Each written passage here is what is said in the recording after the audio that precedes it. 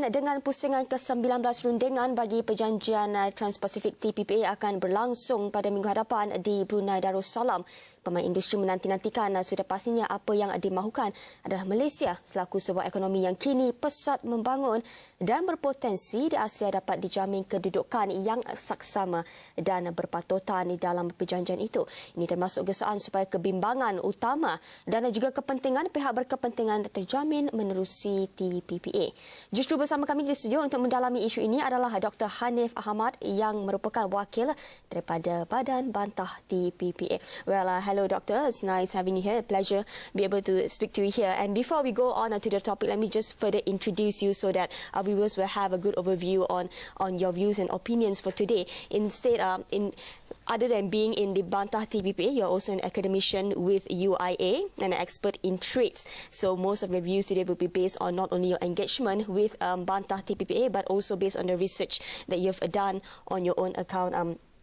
Dr. Haniff, and before, let me just ask you what's your opinion on what we've seen earlier by what MITI has said, that further stating that we should not compromise on the sovereignty in the TPPA, and also whatever that should be in favor with what Malaysia wants in TPPA. Okay, to protect one country's sovereignty is, I think, an obligation of each country in the world. So it is the obligation, it is the duty of the government to protect the sovereignty. Hence, the people will be secured from any intervention and so on and so forth. But we have to remember, we are talking about an FTA which is going to be a kind of which we lay down obligations for Malaysia, as well as, of course, for the other countries which will become members of the TPPA. But what I want to highlight here is we know that United States has made many FTAs with many countries, with a few countries, and since we are not, I would say, informed of what is going to be in the text, then I cannot help but to refer to the existing FTAs that United States have with a few countries such as Korea and also Singapore. So based on this, we can see that there are a few things that we have to be concerned. But of course, I have to say that free trade is something that most countries have subscribed to, because we see almost all countries want to be part or want to be party to the WTO, the World Trade Organization. So we cannot just say that, okay, we just closed our border, we don't trade with other countries. So that, I think, would be ridiculous. But we have to do it in a way that will give benefits to the country and to the population, to the people in the country. Of course, I share the sentiment, that Malaysia is very dependent on trade. Malaysia is one of the biggest trading nation, and compared to the size of this country and some of the population, trade is very important. But we have to understand as well, we have our other trading partners such as China, India, and we cannot discount ASEAN, because we are going towards a more integrated region. ASEAN is going to be transformed into the ASEAN Economic Community by 2015. Thus, we have to take all this into consideration. Right. And we have to know, we have to understand also that when we talk about trade, the benefits must go to the people.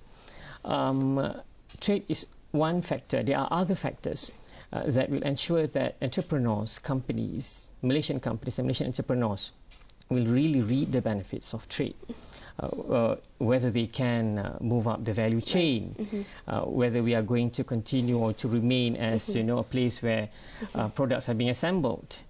There's an issue of technology transfer, whether we can really get access to technology, and with the concern over IPR, IP rights, and we know that America itself. Yes, that's very interesting, which we will touch on that as well. Yeah, America is very much, a multinational corporation, MNCs are very influential in America.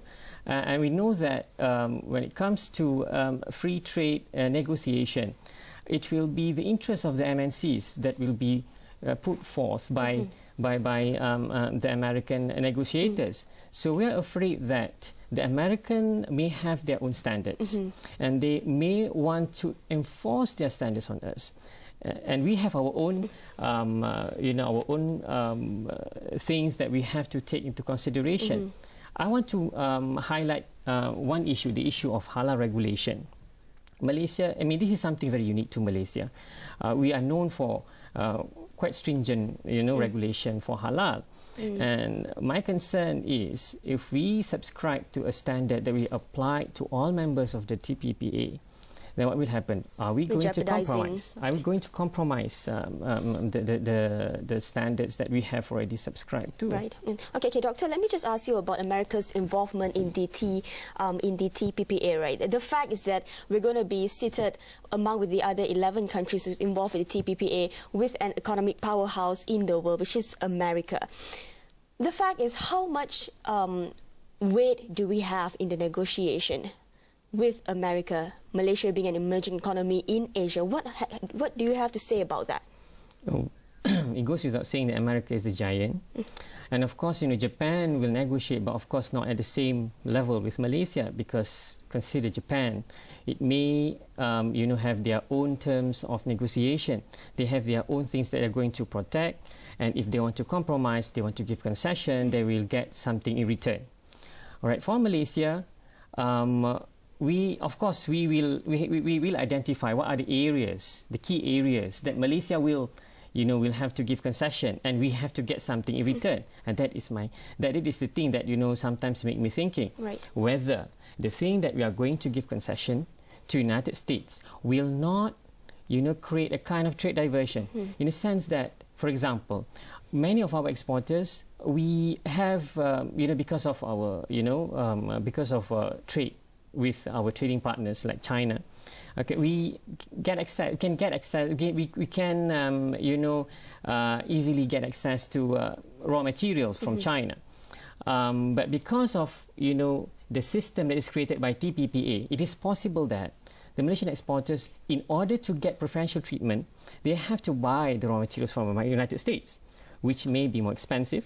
And that is why, if you ask economists, they have, already made analysis of the effect of FTAs, whether they are trade diverting or whether they are trade creating, whether they create trade, whether they promote more freer trade or not.